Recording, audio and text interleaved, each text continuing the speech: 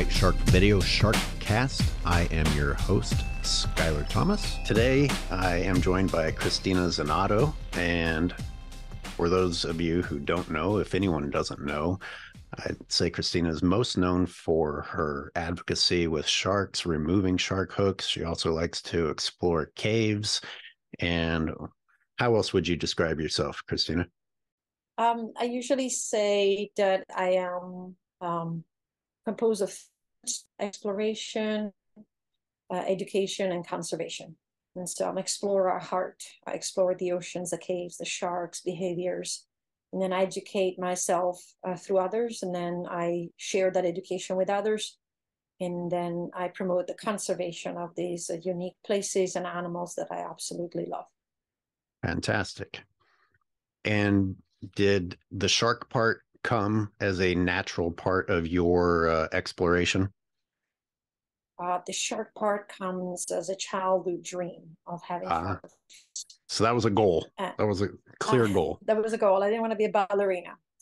And I knew, I did not realize when I became involved with sharks how much the world differ from how I felt about sharks.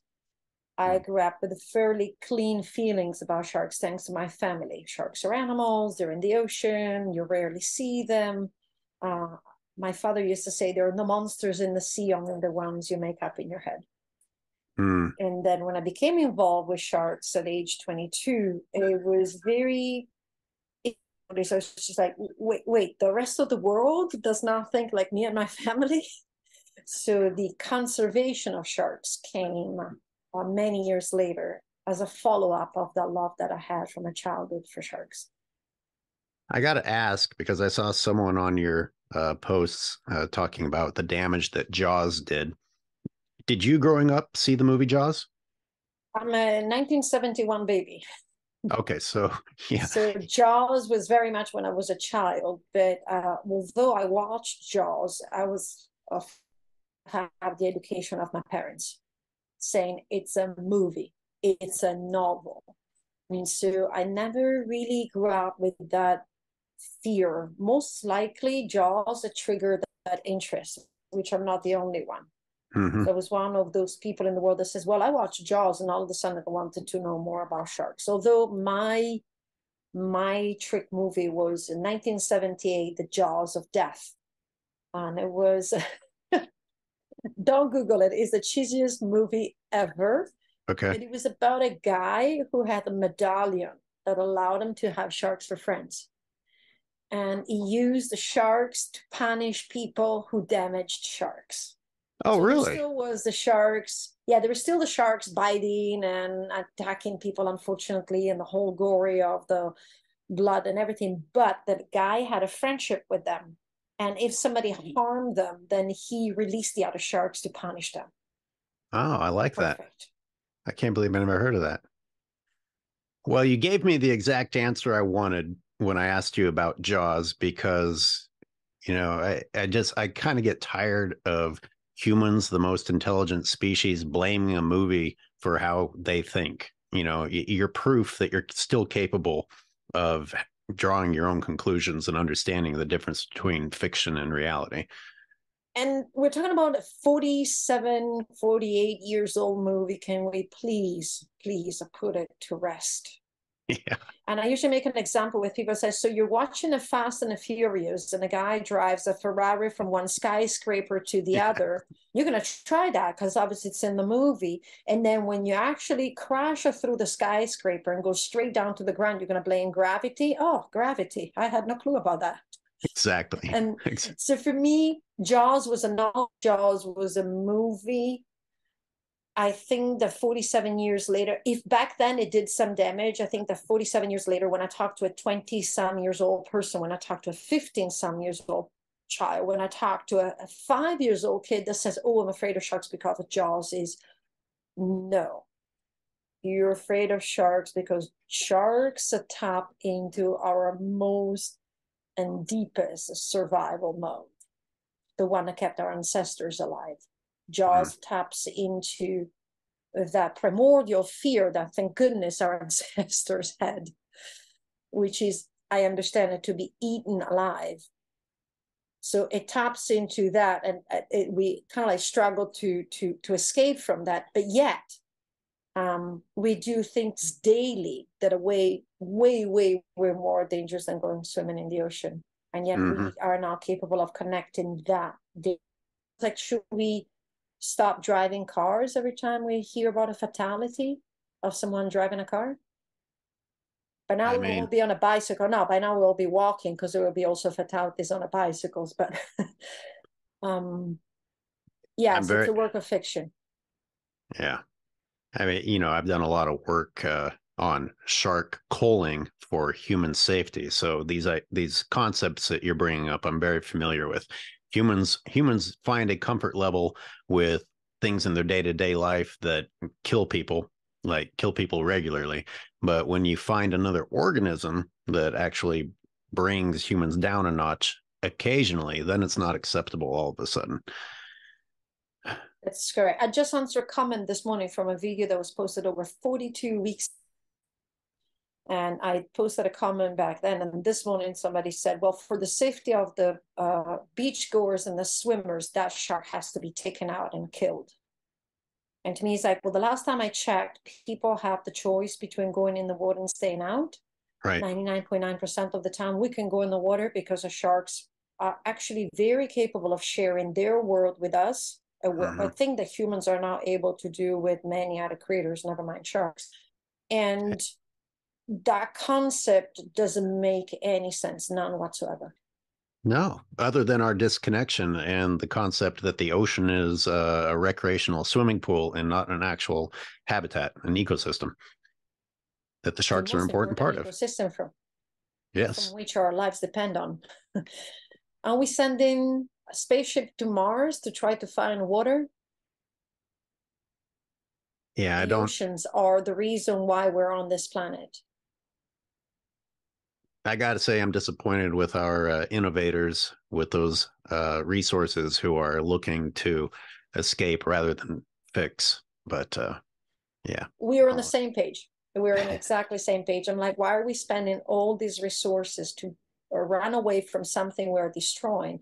And then when we're going to get there, we'll most likely behave the same way instead of fixing what we have here, which is so far.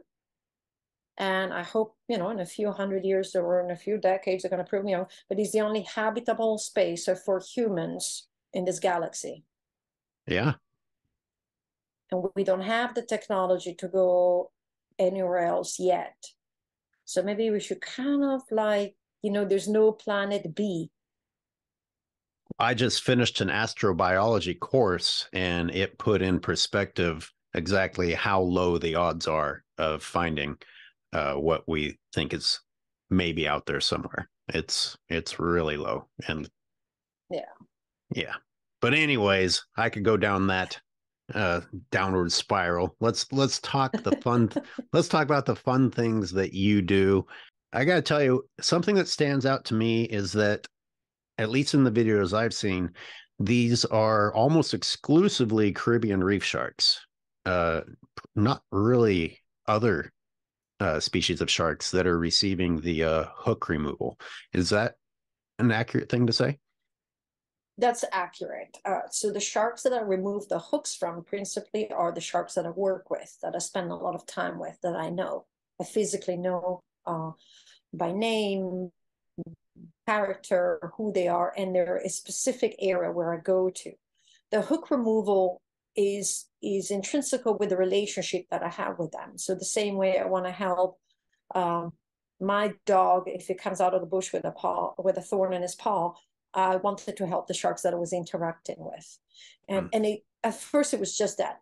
The sharks that I know have hooks, they hurt, they have infections, huge jaws, brushed off skin, difficulty eating, erratic behavior. I will remove these hooks. What happened is, and that at first, inside is always 2020, is that these hooks became a symbol. And so people first are saying, I had a lot of controversy. A lot of people say, well, the hook will rust anyway. It's like, yeah, sure. So will a splinter eject from your finger eventually when it's tough enough is going to push the splinter off, but how uncomfortable it is to walk around with a tiny little splinter in your fingertip. So if I can relieve their pain, why not? Mm-hmm. And then it was like, I never even thought that sharks could feel pain. I never thought that sharks could be uncomfortable, which then brought to the next step.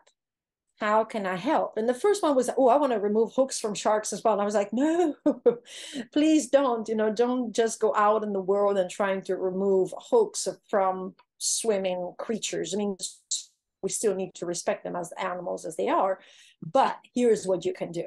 And it opened up very much a conversation of people changing their lifestyles or changing the way they perceive things. People maybe working on changing legislation, advocating for sharks rather than going, oh, I didn't even think that sharks actually could feel that. That's becomes a message. That's really encouraging that you communicate with these people and are actually able to change their minds or make them think differently. Sometimes with social media, it just feels like an overwhelming amount of, dare I say, stupidity that's not worth dealing with. But it sounds like you're patient enough to actually change some minds.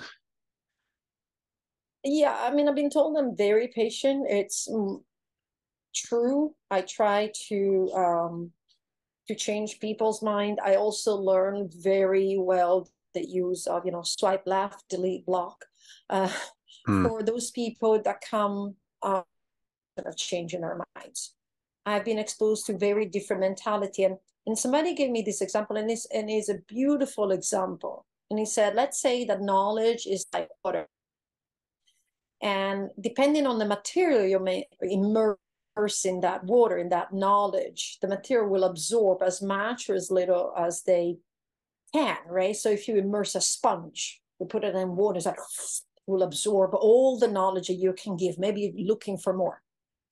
But if you immerse, wood, it might take a little longer. So that's patience, that repetition, that answering the same questions, that addressing the same concerns over and over again. But eventually the wood, it will be absorb some of the water.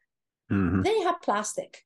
You can put plastic in the water for 100 years. It will absorb nothing. So with time and a little bit of experience and a lot of behind the scenes, I learned that when I encounter a piece of plastic, not worth it. So that's where delete, block comes in. So some people are like plastic. Some people are like plastic. I saw in a few of your posts that you deal with, a lot of people that are like, oh, you're wasting your time or this is stupid. And isn't it interesting how much people want to make excuses not to try, not to do good, not to at least, do their part? It's just like, it's almost like seeking a reason to continue down the same destructive path rather than even do a little bit. Well, there is that sense of, and some of it is justifiable. Maybe they feel defeated. What do I matter? And there's many sayings out there. There's a starfish story, the starfish a thrower story. There's the hummingbird and the jaguar in the forest fire story. There's a Mother Teresa saying, but at the end of the day, to me, is one small action is better than no big action. If you think about it, imagine if everybody sat there and says, well, my action will not make a difference, said 8 billion people. Exactly. And that is what fuels me. That is what makes me go. Don't get me wrong. I sit there some days, I'm like, why do I bother? Of course, we fluctuate between this is never going to change, this is not going to have an influence. Then my husband stopped doing catch and release on sharks. We actually stopped eating this. We actually work for that. And it makes you realize that sometimes the stone that you cast in water, the stone itself does not realize the amount of ripples it can create. But those ripples are going out there and are reaching out. So I do believe that one person can make a difference. I actually wrote down that quote from reading your post. One small thing is better than no big thing. Everybody's waiting for some miracle to solve it when all of us doing a little bit together is the real answer. Yes. And that is, I think, the principles is one small action, one small good action is better than no big action. And I got to tell you, now that you brought up your dogs, and I saw your dog posts, and I love it. And with the thorn removal or whatever might be caught in them, and I have to remove things like we have foxtails out here in California that are very dangerous to dogs, and your hook removal. You know, what we're capable of doing with these, and uh, the curiosity and the knowledge to learn, the desire to learn that we have here combined with this, to me, that's what makes us unique. To be able to destroy and to hurt doesn't make us special. But this does, and the ability to help does. And I can't help but wonder if that isn't closer to our true purpose than this other form of our existence, which is to dominate and subdue and hurt other creatures. Well, it is my purpose. It is our purpose. It's got to be fulfilling. That's got to feel great, doesn't it? Fulfilling. I mean, internet, I read somewhere the good of the internet is everybody can use it or access it. The bad of internet is everybody can access. Yeah. But it can be very manifesto in place. So for example, I actually interact with people that I never physically met in person, but they're doing good things. They're pit bull rescues, as well as a women empowerment or no child brides or those kind of things. And it doesn't take much to go on their post and say, that is spectacular. Oh my goodness, I love that. What a great job. And I do that even with other accounts, an artisan that creates something that, and there's this, and I think what humans have that they really need to tap into is this, which is empathy. We're no longer, like chop the head off, shrink it, and put an island in front of your hut. Thank goodness we evolved from that. And I think if we put these three together, what could we achieve? If every morning we thought, okay, I'm going to just say one positive thing to a stranger. And imagine if everybody did that as you pass on the street. Thank goodness I live in the Bahamas. People do that here all the time. Morning. Everybody says hello to everyone, even if they don't know each other. And it just makes your day. So you're right. This, and empathy. Those are three combined together. That is where I see the positivity of our world. The possibility of rising above the doom and gloom. Getting past that empathy part, though, might be tricky. I also read on some of your posts about how people often want to reduce animals. They want to diminish their intelligence and their sentience. And if we, in fact, successfully convince ourselves that they are these lower creatures or are incapable of those things, it allows us not to have empathy. Why do people want to believe that these animals that aren't that different from us don't feel pain or don't suffer? That I don't know. I do believe with sharks. Let's talk about sharks. I feel that there is that primordial fear, right? There's things. I find that humans want to dominate everything. And they actually can. We have masters life on this planet, from the deserts to the ice. We can actually create heat by building ice shelters. But enter the oceans, enter a lake, enter a body of water, and we're absolutely useless. Our organ is not designed to stay in neutral buoyancy. We have no thermal capabilities. We can't see. We can't breathe. We can swim at the speed of a conch. I mean, any other creature down there swims faster than us, even the slowest of the slowest of the slowest. And so we enter this world, which is 71% of our planet, and we have zero capability of transforming it to our advantage, unless we use a lot of this and a lot of this, which is technology, what I use to go on the water. But different from our ancestors, where they can find water in the desert, use the ice to keep warm. Once you enter the ocean, you're nothing. Absolutely nothing. And as a human, you are worthless. And that taps into our arrogance. And when it taps into that together with the fear, here comes along the shark, right? Which obviously in people's mind is a sharp razor teeth, apex predator. And we can go in the fact that there's a shark that is the size of a pen. So here comes along the shark. But the shark that is a formidable animal that has adapted to its environment and triggers the other part, which is I'm going to get eaten alive. That's the reason why I didn't go from one village to the other. So you put the two of them together. I'm useless, and there's someone that instead is perfect for here. And that triggers fear. And we manifest fear through anger. Anger is one of the biggest manifestations of fear. When we're fearful, we're angry. And that is that anger that I see coming out, exuding out of social media behind, they would never put those things in your face. They would never have the capability of going, oh. And I think that's where it comes from. I think so my thought is, why into that fear? If I can chip into the fear and I can lower a little bit the fear, can I lower a little bit that angry reaction?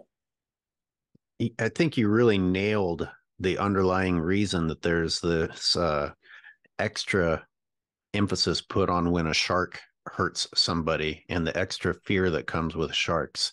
It's an assault on our arrogance, because it's a reminder that there's something that pretty much can put us in our place whenever it feels like, and there's nothing we can do about it. And yeah, that very much. If you can't make peace with that, then that's a lot of fear and maybe anger. It's really funny because our ancestors had that fear from other humans. You did not cross from one village to the other. Or someone from the other village, if they caught you in the wrong place, they literally, killed you and in some places cut your head off and put it in front of the hut. I mean, listen, I grew up in Central Africa. It is tribal as tribal could be. But as we became more modernized, we kind of like refuse to believe humans to humans. We kind of accept that, but we can't believe that somebody will tap into our supremacy from a natural point of view. And that's supremacy. All animals out there have much more supremacy than we do. Ooh, be careful. You're going to piss off a lot of people watching. Number one death in the world from the smallest animal on this planet. Millions of people die every year. Malaria? Malaria is the number one killer animal on this planet is the mosquito. Well, from what I hear, we're figuring out ways to wipe out mosquitoes, which is going to be not good for the planet, even though Are you really serious? Yeah, there's some celebration about someone who's learning how to wipe out mosquitoes. We need them. They're pollinators and they transfer nutrients. They're a food source for about 1 million other creatures. That too. I was looking down on what they're food source for lizards and birds, and we could go down the rabbit hole of that. Let's talk. Big believer. Yes, go ahead. I'm going to veer us right back to the fun stuff. So with these sharks, what you're doing is largely possible thanks to something pretty cool called buccal pumping. And we have buccal pumping, we have ram ventilation, we have non-obligate ram ventilation, and the non-obligate ram ventilation allows some sharks to rest while still pumping water over their gills. Now, for some reason, maybe you can provide insight on this. When I do dives in the Bahamas, I see nurse sharks and lemon sharks just sit down and rest, and they will just start buccal pumping. And they're surrounded by Caribbean reef sharks. And I never see a Caribbean reef shark come to a rest like them until I watch a video like yours. So they're obviously capable of buccal pumping, but I don't see them doing it in these other scenarios. Why do you think that is? I honestly do not have a proper explanation for that. However, they have been found before resting on the ocean floors, but usually is not in congregations. So if Mm. there's quite a lot of those sharks, you're never going to find the Caribbean reef sharks laying on the ocean floor. But Dr. Eugenie Clark back in the 50s and 60s actually nicknamed the Caribbean reef sharks the sleeper shark. Because on the ocean floors and the mangroves just like resting away. And I've seen them at the entrance of caves, just like Yeah. sit in there and have a little snooze, have a little rest. It could be that in a more excited environment, interactive environment with different species present, they don't have intention. Even when I have one of my girls sleeping in my lap, relaxing in my lap, she's still very aware. Her eyes are following everything. If, for example, Kevin, the photographer, comes in too fast or lands too hard, or one of my students that is there to experience her sleeping comes in and moves too erratic, she actually might move away. Mm-hmm. So very much alert. And so in that moment, I know what they're doing is saying, well, I feel comfortable and I trust the situation. But it could be that in a more generalized environment, they're like, no, this is not trustworthy enough. And the nurse shark, for example, almost seems to have a little bit of armor on it, and it's always down at the bottom. So maybe it feels less vulnerable in those situations. I don't know. It could be, and like I said, I don't have the correct answer for that. It could be just like the nature of the animals. Some of these sharks are bottom dwellers, and they just spend most of their lives on the bottom. Like the angel shark or the carpet shark or some of those. I mean, also those like lay on the ocean floor forever and ever and ever. So Now, I do see that is nurse. where the Go ahead, I do please. see nurse on our shark dive. Yes. No, what I'm saying is what happens. That's what makes it so unique. I'm not going down there and scratching the head of a lemon that is already resting. This is a shark that traditionally swims around and around and around, and intentionally some individuals, not all of them, come into my lab to rest there, to be pet. Could be a few seconds up to a few minutes to an entire dive site. I had grandma sitting with me for like 40, 45 minutes before. At a Wow. certain point. The other day we were filming her and I was just kind of like, okay, now you need to no, come in a little bit closer. And I think it's So important to clarify some other terminology that sometimes gets abused. I think when people see sharks come to a standstill, they throw out tonic immobility too often. This is not tonic immobility. This is fully aware, voluntary resting. that's correct, Skyler. So tonic immobility is a natural reaction not only of sharks, but many other animals in the presence of threat or stress. So it's like I would say, deer in the headlights kind of. And in sharks is usually achieved with a very forceful movement of grabbing the sharks and flipping them upside down and put them into that restrained position until they finally go into tonic. If you look at any of the video, you'll see the sharks just comes in naturally. Sometimes two of them come in naturally into my lap and kind of like wiggle a little bit, and then they settle into my lap. So Mm-hmm. definitely is not tonic immobility. And erroneously, I mean, I've been doing this for 30 years. In the beginning, I erroneously called it tonic immobility. I didn't have any other explanation. And then I started looking at it and started thinking about, well, this is tonic. Well, that's not tonic. And if it was tonic immobility, or if it was something that is general, let's say for Caribbean reef sharks, or even of what I do or what I wear, then it would happen with every shark. But the uniqueness of what I do is happens with certain specific individuals over and over and over again on their terms, on their time. I have a girl on the dive site at Hook. She's been there for 11 years. Hmm. Hook is shaped, is called like that for the fin, right? She'll comes into my chest. I start patting her. The moment she starts sliding down, she's like, nope. And for 11 years, she come in, allows me to pat her gently. As soon as she feels that she's about to settle, swims away. Never once I knelt down on the ocean floor with Hook in my lap. And I've known her for 11 years. And Huh. then there's Grandma. that just Yeah. comes in constantly. The other day, I actually had Liz in my lap, and Grandma came in and literally knocked her out of my lap, just like knocked her out of my lap. First pushed her out and then turned her head and just came straight back into my lap. And Grandma, you can go down there, and most likely every day she'll allow me to do that. So that is a uniqueness. And we can bring another element into the conversation. You know, I wear the chain suit, the stainless steel chain suit. And a lot of people say, well, it's the chain suit that stimulates the ampullae of Lorensen, the sensory system that detects electromagnetic.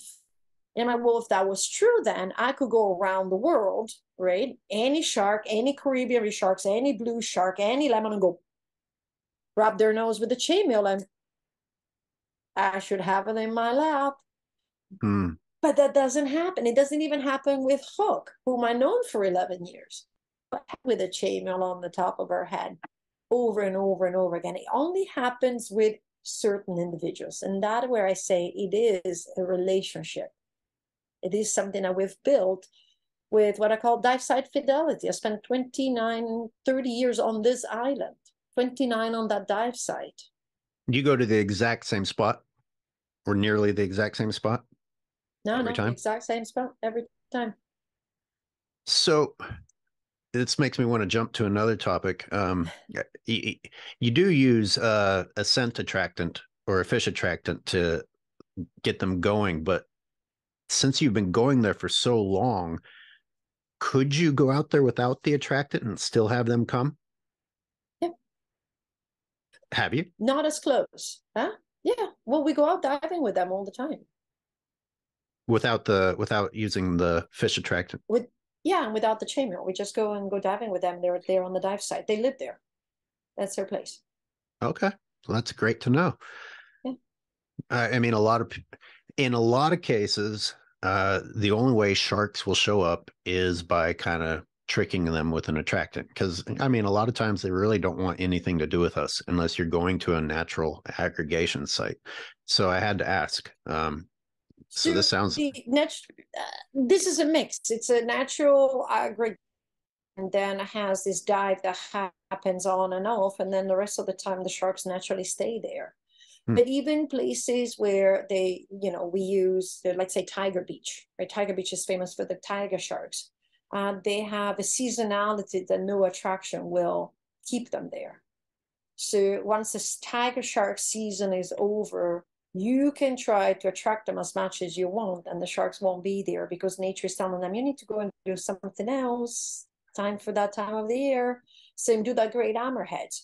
So there's a lot of misconceptions about can also build up, what do I call organize the shark dives. But you said it correctly. 99% of the time, if you were trying to watch sharks in a natural environment, either you have a lot of money and a lot of time, or it's rather impossible to notice them. And the first people that divers followed in order to find sharks are, funny enough, fishers. Mm-hmm. Mm-hmm. I was in South Africa in 2020. I met this guy that then will become famous to the world. His name was Mike Rutzen. Oh yeah, I know Mike. Sharkman. It was Mike Rutzen. And he was before that a fisher. In the knowledge and understanding and the concept of the great whites was coming from that time. But there's a lot of misconception about, bringing on a little bit of a scent, and people go, oh, you're teaching them. I'm not teaching sharks anything. They learned that the first time we put a canoe in the water. We still had a bone through our nose. We're kayaking out there to go fish, and the shark just goes, I'm going to follow that. Yeah. It's amazing to me how advocates get blamed for associating sharks with food, and people and fishermen are left off the hook. Well, in Florida, there's a law where you can chum to fish the sharks, but you cannot chum to see them. Yep, I'm aware. I'm like, how? And that is a law that really comes from from a human's brain who has zero with the ocean. Zero. I'm sorry, whoever came up with that idea, I'm pretty sure it's not even a fisher, because a fisher has a little bit more brain than that. They're not going to say anything because they want to attract the sharks for fishing it. But I'm going out there with a boat, and I'm putting some fish in the water, And when the sharks show up, I fish them, and that's okay, but they don't associate anything with the boat or anything. But then if I put a little bit of fish in the water and I jump in the water, that is really what is causing the damage. And I'm like, sorry. Which then can bring us into the other conversation. Let's go back to the dogs. There are good dog owners. There's bad dog owners. I don't think that dogs are intrinsically bad or good. It's just how also they are handled, right? And it's the same with sharks. It could be good shark dive operators, bad shark dive operators. I think when we start working with sharks and dealing with sharks, we need to kind of like leave the beach and at least put our toes in the water and start trying to think like the sharks. And so if we want to start thinking like the sharks, the first thing we need to go into is the word sharks. There's 500 and plus species of sharks on this planet. The only ocean that we haven't found sharks yet is Antarctica. Otherwise, there's sharks everywhere.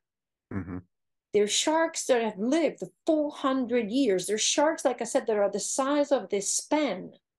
There's sharks that are filter feeders, are called whale sharks. I know you know all of this. I'm saying this for the audience. And so sometimes we go, oh, is it true that sharks do this? And I'm thinking, which species? Where are you? What are you doing? What part of the world? And in that part of the world, what time of the day it is? And are you paddleboarding? Are you spearfishing? Are you swimming off the beach?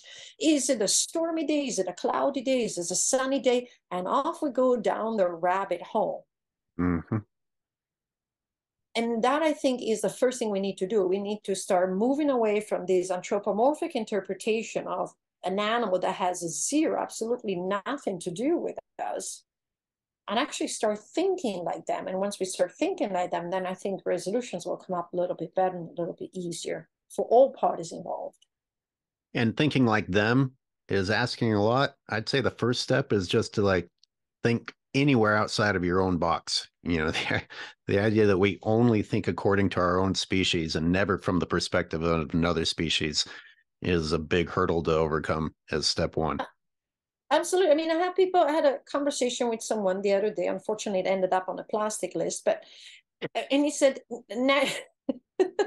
he said, oh, you're removing hooks, but naturally sharks don't feel pain because they don't have the same neuroreceptors that we have. So they don't process pain like we do. And I'm kind of like, well, they don't process a lot of things like we do because, they can actually see underwater.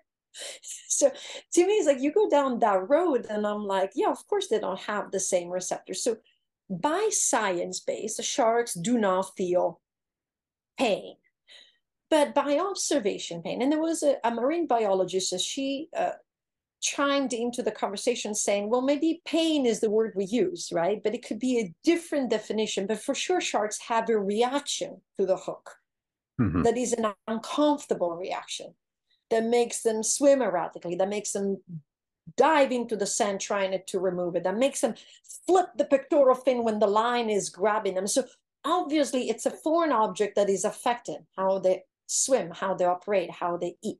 And this guy was like, well, they don't feel like us. And I'm kind of like, I know they don't feel like us. There's a lot of things that they don't do like us. Almost, they don't taste like us. They don't have a tongue. They taste it through their skin. I mean, usually they don't breathe like us. Exactly. When people say things like that, it's not based on any actual knowledge of theirs or any experience that they've spent with the animal or any research that they've done. It's a desire to justify a behavior, because we do it with mammals too. If you want to treat a mammal like shit, then you decide that it doesn't feel pain the way that we do too. And for all the knowledge we have and the different receptors, it could turn out that they feel pain more intensely than we do, because the truth is that we don't actually know. But the logic tells us that they do feel pain, because that's how you survive in the world. You avoid harmful things. I mean, it's just so preposterous. So speaking of the pain, and on a lot of your videos, when I see the hook actually being taken out, there's a little bit of a struggle. In some ways the shark has agreed to it, but it's still, reacting to what you're doing. Are there ever any cases where it just sits still during the whole process? I didn't find a video like that, but that doesn't mean it didn't happen. They pause. So naturally, an animal will not sit there and go, they cannot have that cognitive process of saying, it's going to hurt now, but it's going to get better.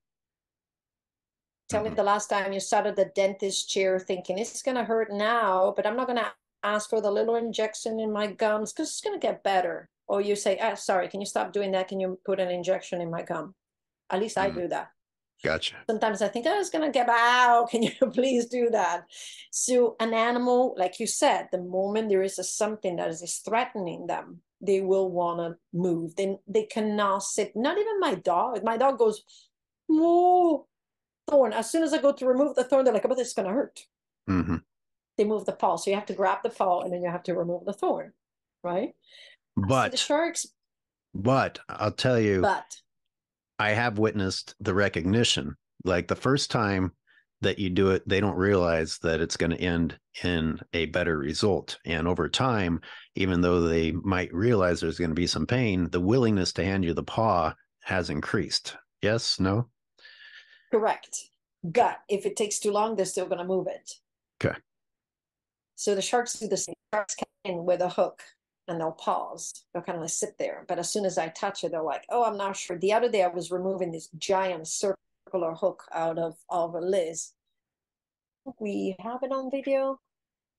We do have it on video. She literally like paused. Like you will see like coming in and just like sitting there and pausing for a few seconds and then swim away. But even if they don't really sit there, here's the other recognition. They'll swim away and come back in. And let me try again. 2 3 seconds. You can try. I have to swim away. Come back in. Try. Oh, I have to swim away. Because there's something about nature that says you cannot sit here. This is too painful, or this is too whatever you want to call it. But the recognition that I see is into the coming back. Yeah. Over and over and over again. I had sharks that let me try for like 30, 40 minutes to remove one hook. Sometimes in the videos you only see the final thing, right? But how many attempts would you say is in that 30, 40 minutes? Like how many grabs without success before final success? What's the most times you've ever tried before the final success that a shark gave you that recognition and multiple attempts to help it? Couple of days, several dives over several days. What is that? Where the 30 doesn't come out. 30, 40 grabs? 40 attempts, yeah. Wow. Yeah. I mean, they'll come in and that dive didn't happen. Like the one that Liz had that I removed that Kevin had, it was, so shark jaws drops down and thrusts forward, right? So they are movable off they have muscles. So when she went out, she grabbed the hook, and then when she closed her jaw and her jaw was closed, the hook was in between one gum and the other, like that, if you want to call them gum. So even when I open her mouth, the hook disappeared into these two layers. So imagine this is her mouth. I opened it to see the hook, and the hook stayed stuck underneath so I actually had to induce her to basically wiggle and then pull a little bit the jaw out to get the hook out. So that took about 3 dives over 2 days, and quite a lot of working with a hook. But she was there. She came in on every dive. She stayed on every dive. She let me try on every dive. Wow. And that's, to me, is the incredible part. You mentioned Hook and Grandma and how they will just sit with you. Did that start from you removing a hook, or did it have nothing to do with hook removal? No, the laying in my lap started way before the hook removals, actually. So the laying in my lap was more, first of all, it was just, it happened, it hit my hand, and it just like, oh, what just happened? So there's an evolution in that, like anything. That allowed me, when they had a hook, to have the shark and have a look at the hook. So the time I had the shark in my lap, I will be able sometimes to check the hook. There is one shark, she's no longer with us, and she was maybe the one story like that. Well, we have two, but Foggy eye was, I think, the most evident one. Foggy eye had been on a dive for 3 or 4 years and was like hook. She'll come in and like slide under my hand and circle and swim around me, but never laid in my lap. And Hmm. then on a Monday morning, she showed up with a little hook off to the side. So she was swimming by, I removed the hook. Not a big deal. And then 2 days later, on a Thursday, she showed up and I could see this giant line coming out of her mouth. So I know there was a hook inside. And she started coming in to me. And as she came in, I was actually able to relax her, which I've never done before, and literally open her jaw and see where the hook was. And I think it's one of the most famous hook removals of all time because I put my arm inside her mouth down to my elbow, grabbed the hook, push, pull, and pulled it out. To which she ran away. I would do too if somebody just like was so invasive of my persona. But she immediately came back, and from that day on, she was a shark that will come in and just lean into me and lay on me and sit there for me to pet her over and over and over again. So she was like one that changed her life. The second one is recent, is last year we had a little female, young female, very young, about 3 years old. Her name is Floppy, because she has a little bit of floppy caudal fin. And she gave me 1 or 2 dives in the outer skirts. Like, I wonder what's going on there. There's a lot of sharks, and they stay in the outer skirts. The new sharks don't come in right away. It takes them time. And then on the third time we saw her, she came in and she had a huge hook, a triple hook with a 2-pound weight attached to it. And it was completely embedded in a pectoral fin. And I saw it, and I'm like, oh, look at, and she came beeline straight for me. Third dive ever seen this girl. Straight for me. And I ended up removing that hook from her pectoral fin, and she never left us. She's still here. She keeps swimming around, and What you it just was crazy. said, what you just said sounds like an animal that observed other animals being helped and said, I need that too. And a lot of people are going to be uncomfortable with that because of the level of intelligence that we're giving to the shark. But I don't know what else you would call that. I mean, that's pretty clear.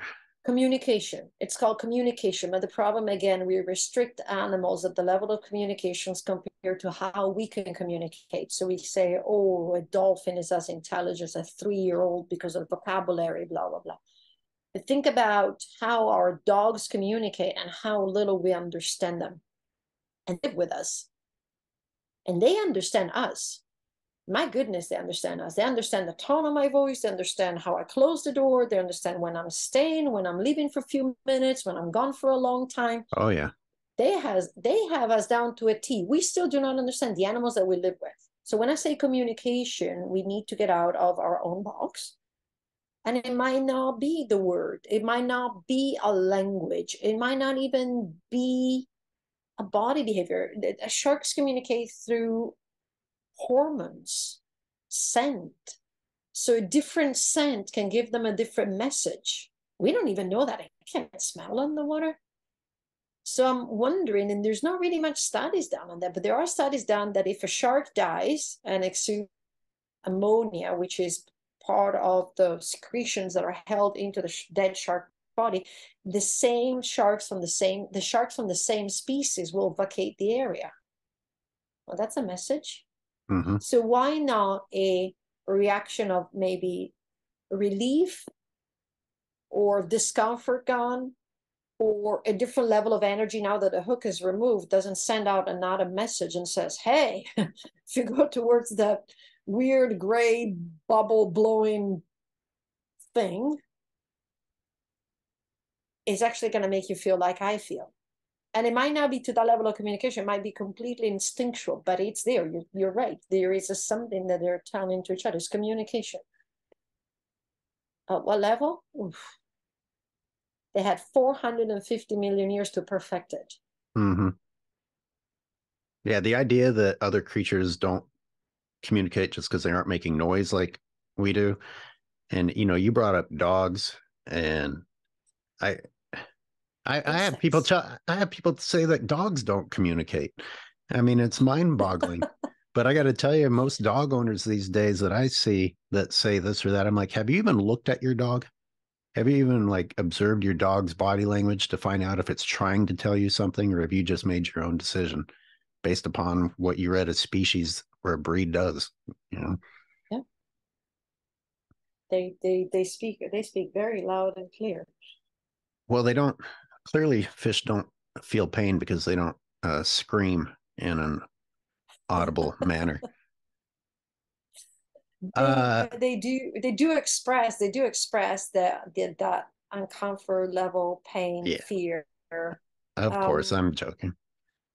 I know they actually do express the surprises sometimes. They'll look at you.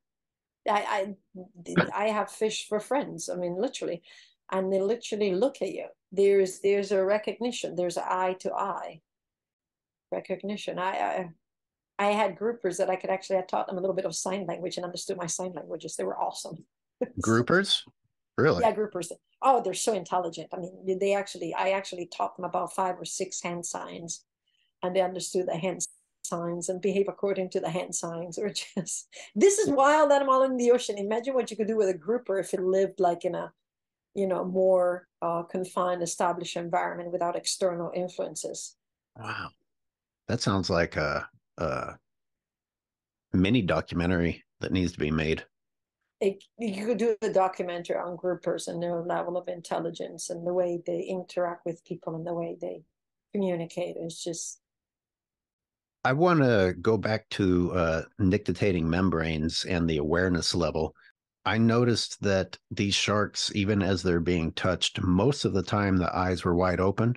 I found one video where one shark's nictitating membrane was partially engaged a lot of the time. And I'm wondering, okay, so is this just an example of a different personality, a shark that isn't quite comfortable yet, a little bit nervous, or you have any my thoughts? touch was too close to the eye Hmm. when I pass. So if you imagine a shark's head and the eyes are here, when I pass, maybe with my fingers too close to the eyes, it could be that, or the remora was going too close to the eye. So it was like a natural reaction.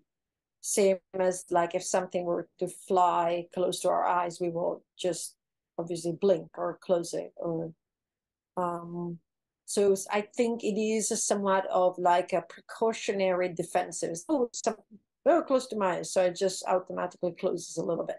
And in another case, I saw you kind of, after you'd been cuddling the shark for quite a while, gave the shark a little tap on the head because it looked like you were done. It looked like it was time for you to leave, and you had to wake the shark.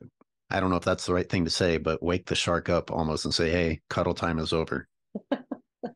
Yeah, just what I do is after we're done, I usually tap on them a little bit and say go, and then they'll just start swimming. And that is the other, brings us back, that is another sign that is not tonic immobility, because at tonic immobility, they go in such a deep trance that it alters their heartbeats and their functionality. And in some cases, when scientists have put sharks in tonic immobility in the ocean to do, for example, put in a satellite tag or something like that, then they have to escort the shark to kind of like almost wake it up.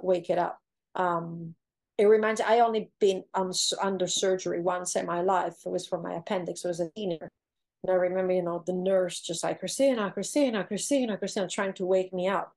And it feels like in true tonic immobility, I've seen people, grabbing a tiger shark and kind of like swimming a tiger shark as water resumes, or almost get them out of that unconscious level. Hmm. With mine is, we're done, you can go, and she'll swim away and just swim around and swim back in. No alteration of anything. Caribbean reef sharks were my first shark. Probably it's true of a lot of people. Way back in '98 or '99, and it was down there in the Bahamas. And I guess they do this as part of the show for all of these first time divers or these tourists, but they would put the Caribbean reef shark, grab one and force it into a state of, I guess, tonic immobility where they're putting it nose down and tail up and then moving it around in a circle. Is there anything consequential to that, or is it a harmless bit of Where entertainment. did you see that? Stuart Copes. I started that. Did you? I did. I did. I have a picture from 1995 when I first did it. And it came from putting the shark sleeping to my lap, to lifting her, to bring it over to people to see her. And then I was standing there with the shark and I'm like, what am I going to do with her? And I just wanted to see what would happen when I put her vertical. And for a while, I did it. It actually triggered a lot of curiosity and conversation. People go, oh, I didn't know sharks could do that. And I'd be like, well, what else don't you know about sharks? Did you know that sharks? And for me, it was like a conversation piece, like opening the attention to sharks. But then it evolved, and it evolved into, look what I can do. Circus act. And circus act. yes. And so I actually walked away from it, and I haven't done it in quite some time. I've done it a couple of times, but in the photo shoot is different because I talk about the entire evolution. But I stopped doing it because it became, oh, well, you're just doing it with Caribbean reef sharks, and then look at me, I can do it with tigers, and I'm going to try to do it with great whites, and it just escalated in this ego boost, size comparison, and it kind of like brought the attention away from the sharks into the person, and that was not my intent. But from a harming point of view, no, nothing, because as soon as you kind of like, I used to put her there and hold her for a few seconds, and sometimes I transfer one hand to the other, and then as soon as I pushed her, she will just wake up and swim away. So this is still just resting. This isn't tonic immobility, even when they're vertical like that. I don't think it's tonic immobility, enough from the way they wake up and move afterwards. Gotcha. Now, your buddy Mike Rutzen, they'd had a show where the whole thing was about escalating it to the point of trying to put a shark into that state. So, he came here to learn how to do that. And like I said, things evolve. And back then, I was just like, his interest was genuine enough. Yeah. But it was genuine enough because Mike had spent 20 years working with great whites. Yeah. So the difference between Mike and someone from Spain, which happened, who all of a sudden goes down a tiger beach and is trying to do that with tigers that he sees for 2 weeks out of the year, is very different. Mike wanted to try something because of the relationship that he had with great whites for over 20 years. And at the time, I was curious as well. I mean, if we were not curious, we wouldn't be here interacting with sharks the way we are. When I started shark diving in 90, Ben Rose, which is the guy that started this, mentored me, we never thought possibly we could scuba dive freely like that with tiger sharks. But the humankind is curious, and we want to do things. And that is the cool part. So when Mike wanted to do it, I was curious as well. I was like, okay, let's see this. Let's see what part of the process it is. But then as you start reading, it's like, there's a huge difference between, to me, welcoming a shark in your lap, you sit there, you pat, and literally pick her up and she's still aware. Because sometimes I pick them up and they'll swim out of my hands going, no. Like they'll literally move her nose and swim out. And then put it in a vertical, and instead forcefully grabbing the shark and just pushing his nose or her nose down to push to go as they're swimming towards you. So the entire process was different, but curiosity was there. There was nothing wrong. I don't think there's anything wrong with anything we've done, of anything of the curiosity. It's just at a certain point, maybe we need to stop and think, okay, is this really, truly beneficial? And that is when I stopped. When I start receiving the email that says, well, I don't care about learning about the sharks. I want a picture with a vertical shark in my hands. And I'm like, that made me realize it's like, well, then my education has lost its meaning. Yeah. The process has lost its value. Great point. So we did have great value. It did attract people's attention. It was a process of learning. I was curious about what Mike was doing. But then when he went into I never been with sharks, but I'm just going to go down and try this, when I come in from Spain 2 weeks out of the year, that is when you lose the value. And then when you have I just want that picture, I don't care about the animal, learning about the animal, then it's like, that is no longer what it is for. And so we moved forward, we changed. You're making me think about also this movement among certain people to jump on a bandwagon of, oh, don't touch, and touching is disrespectful. I don't think it's as simple as that. Touching in itself doesn't have to be disrespectful. There's different kinds of touching, as you're clearly explaining. Yes, touching. Oh my goodness, that one is it's a huge battle. I still get very, very big manufacturers with all the agencies that absolutely like, oh, we love you, Cristina, what you're doing for the sharks and blah, blah, blah, blah. But we can never really say that it's okay what you're doing because you're touching, and we tell people not to touch. Right. And it's just like, but there's different ways. I think there's good dog owners, there's bad dog owners. Doesn't mean nobody should have dogs. And I think a touch like that is to the shark, and it actually speaks 1,000 words. And I can see that in the reactions of people, and like, I did not know sharks could do that. Mm-hmm. And then they start following my page, and every day I receive these comments. Oh, every time you post something, and I post always something about their sight, their breathing, their smell, the misconceptions that we have, the thing that I thought it was like this, and the other day this shark showed me that it was like that, and how much more there is to learn. And I go through this thinking. I mean, I watch them and I think, and I think it has value. At the end of the day, tactile creatures. Remember, how do we discover things when we're 3 years old? Exactly.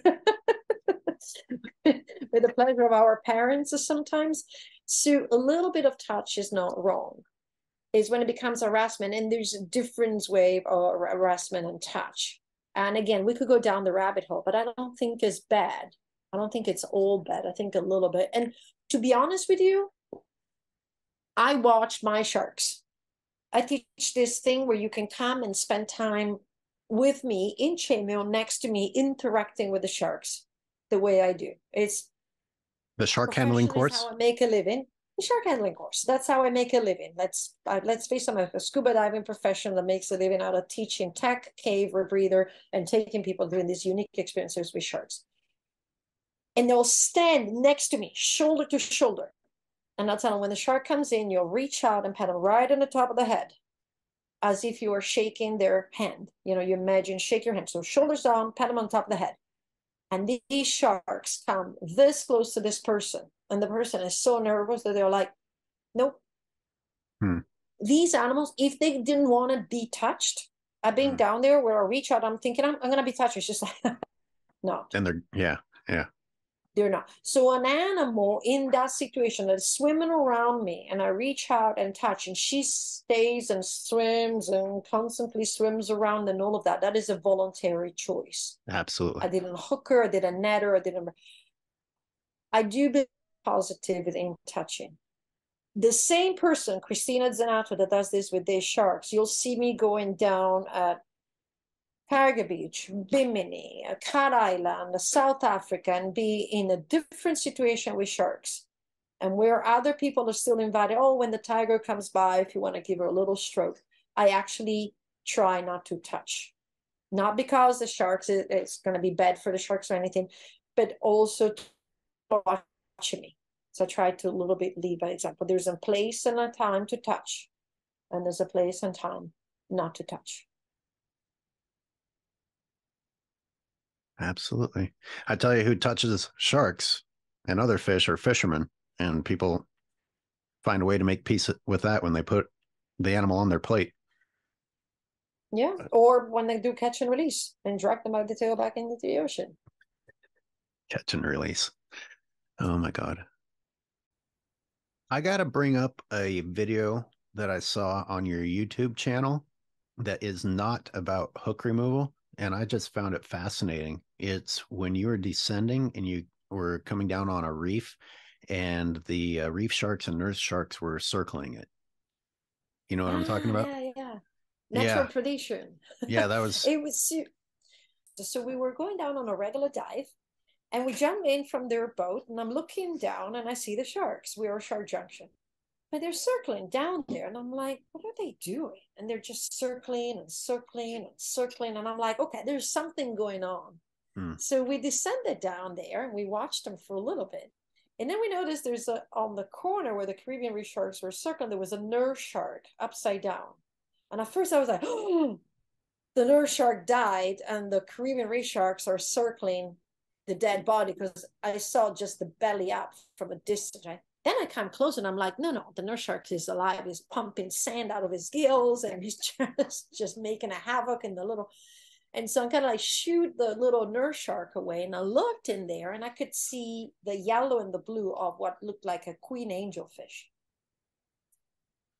And it was really funny. Like all the sharks were just circling around, and then the nurse sharks were circling and trying to pump her out, and then moving around, and everybody in circles. So I just stood there, and then I started going in circles with them and say, "Hey, I'm just gonna do the natural behavior." I tried to move the fish, but it felt like it was stuck for whatever reason. So we never were able to remove the fish, and we just filmed them just doing that ritual. But totally, and here goes another conception, like everybody talks about feeding frenzy. Yeah. You can see in the video, they're just like waiting, and someone is trying, and then someone else is trying, and then someone else is trying, and everybody's just like I micro. mean, it was incredibly civilized.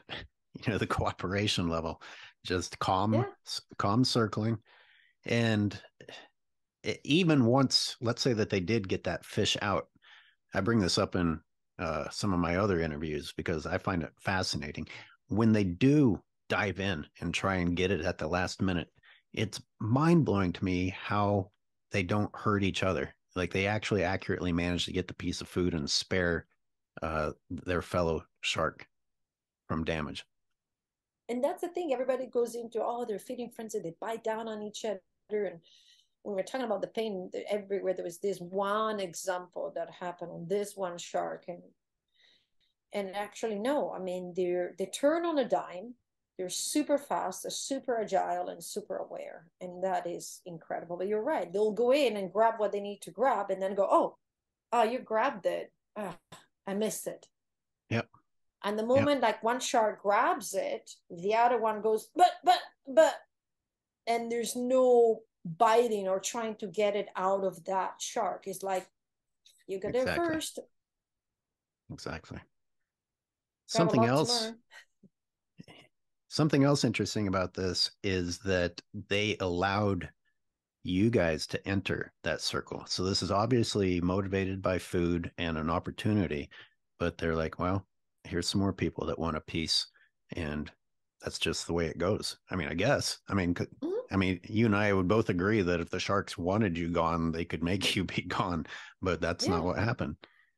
And that's a yeah, they allowed us to go into the circle and just have a look, and then just be part of that same group that was going to. There was already two species of sharks there anyway. There was nurse sharks in Caribbean. The Caribbean didn't listen. When I get there, the nurse shark was literally, I thought he was stuck almost. Like I said, at first I thought it was dead, it was stuck, and then I realized he was just trying to pump the fish out with the belly up like that. The Mm-hmm. other shark, what people say they would be, they could have gone down and chomped down on that completely exposed, a soft belly at any given time. But they were just circling, going, oh, let's see if he can do the work for us. And so we were Interesting. part of that circle. And funny enough, we already talked about him. Mike Rutzen did that years ago with the great whites feeding off a whale. He Yeah. actually was in South Africa. There was a whale floating out off the coast, and the great whites, he got a boat and he was watching them. I was And going the to great bring whites will this go up, up. I was actually going to bring chomp, this chomp, up. chomp, Yeah. swim away. And at a certain point, he entered the circle of the great whites. Obviously, he didn't eat the blubber, but he pretended by leaning into the whale. He touched the whale and then swam away and went into the circles with great white sharks into the whale. He was Mm-hmm. just part of the group, getting a little piece of his food. I'm not sure that it's the exact same situation, but I've talked to some other guys and seen the footage, and they all said that, they basically regarded us as other predators waiting to take their turn on the whale. It wasn't Yeah. oh, here's something else to eat. It wasn't like that. No, no, it's a giant whale. I mean, I don't need to look for anything else. Now, with that in mind, an angelfish seems like an awfully small reward for all of these sharks to be there, spending all that time waiting for a happy outcome. That almost makes me feel bad for them, like they don't have that many feeding opportunities. No, not that angelfish was definitely a small reward, but I guess the scent that he exuded was enough for each one of them individually to think. I don't think they think, oh well, Skyler's already here. Well, he left before me. I'm not going to try to get the fish. Mm-hmm. To each Mm-hmm. shark, I would say, from the intensity of the smell of that one fish, naturally made a decision of saying, hey, I'm going to try to get this a specific fish because that one fish would have been enough. I don't know what to compare with humans, but it's like if we knew that something is divided amongst a certain amount of people, we are not going to refrain from trying to be part of that group of people that is divided within. I was so mesmerized by watching the pumping action of the nurse shark that I didn't even think about how exposed it was. That's pretty interesting that it was comfortable to put itself in that situation, surrounded by other animals that were there for a food reward. Because that was the whale. The whale was the dead fish. So the nurse shark is now something else I can eat. And why now something else I can eat? Well, because it's a fully functional, alive, living, breathing creatures, and especially great Caribbean reef sharks, but other sharks, they're not going to go after a healthy individual. They're there for the dead fish because nature's saying you need to clean that one up. So a happily fat nurse shark that is pumping away to them is like alive, healthy, strong. Now, if the nurse shark would have become, for example, let's say stuck, or would have had a difficulty extricating and let's say maybe slowing down the breath, or maybe let's say would have suffocated. I'm going something crazy here. Chances are eventually they would have consumed the nurse shark. What a Once it magnet. becomes, yeah, Yeah. sorry. No, you nailed it, but it just made me think what a magnificent example of the difference between how humans hunt and sharks hunt. Sharks are fulfilling a purpose. They are waiting until the animal actually needs to be removed from the system, whereas a trophy hunter or a lot of hunters go out and remove the animal that absolutely should not be removed, the top, and it's detrimental to the system rather Let's than go a back to benefit. fishing. There's a difference. Yeah. Let's go back to fishing. There's a huge difference between fishing for sustaining and then the biggest fish, the longest fish, the heaviest fish. We should never go after Right. the top fish. Want to eat? Want to fish? Snappers. Go to town, please. We should not never go for the biggest, for the heaviest, and that is again different doing things. But yeah, sharks are not going to do that. No predator will do that. The lioness will not go after the biggest buffalo in the herd. It doesn't benefit them in terms of their survival chances. The chances of getting hurt or coming away with anything else that hurts your longevity is there. And it's something that we don't have to think about as humans. We're pretty spoiled in that sense. But don't need that. They don't go after that one because that one is a reproductive one. Yeah. And if they want to keep eating small buffaloes and baby antelopes, I know it sounds horrible, but that's the way lions eat. They need the bigger antelopes, the healthy antelopes, to reproduce to create more baby antelopes. You got one more video that I have to say I had not thought about the hook problem in this way before. When the lure was hanging down and another shark actually honed in on that lure and ended up getting hooked by another shark that was hooked. That was really kind of upsetting for me to see. The hook exchange happened Yeah. twice, not once, on two back-to-back days. And same as when they have like a heavy weight or a big dangly piece. I have another video where they had, and obviously those ones are not for the sharks, but this thing's dangling is attracting the shark's attention. So the one you're talking about, I had hook with the hook, and then I went to remove the hook, and actually I think crook came in and just bit her. And as I was freeing a hook, crook swam away with a hook in her mouth, and I was just like, and then I had to free crook from that hook. So The other one I've seen is they have this big dangly squiddy stuff and the other sharks bite it, and when they bite it harder into the cheek, as well as they get stuck. They get trapped in between coral heads. They pick up, like we removed some that had actually little sea fins and sponges attached to the line. So as they swim by, they drag all this stuff along on the reef as well. We have a girl called Lena. Lena, the line that will remove off her dorsal fin. And her dorsal fin was slowly getting cut through by the line. By the time we cut her, she had a part of the dorsal fin the size of my index finger that was basically, if this is dorsal fin, this was basically cut off and dangling out. And then she healed, and then this piece fell off. But if we had not cut the line, it would have cut her dorsal fin in half. I'm glad you got that.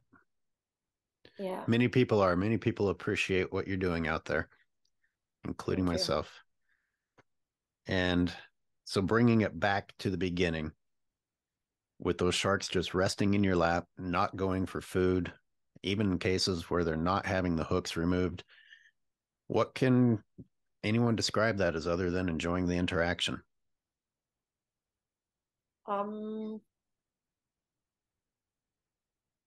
Some people call it a cleaning station. I try not to describe it. I just know that when I'm there with the shark in my lap, I can feel her pumping, and I can feel her weight slowly, first a little bit tense, and then they relax, and then they relax, and then they relax, and then you feel like this full pumping, the entire body goes still.